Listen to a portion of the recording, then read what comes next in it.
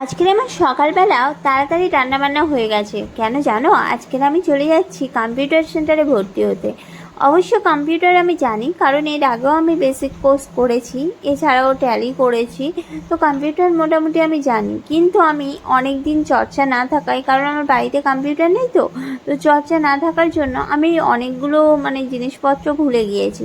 তো সেই জন্য আমি একটু এক্সেলটা এবং পাওয়ার পয়েন্টে দেখার জন্য আমি আবার কম্পিউটার সেন্টারে ভর্তি হয়েছি। আমার হাজব্যান্ডই যাচ্ছে আমাকে ভর্তি করানোর জন্য, তো সেখানটায় চলে যাচ্ছে। আর আমার একটা জবের দরকার, কারণ আমি চাই নিজের পায়ে একটু হলেও দাঁড়াতে।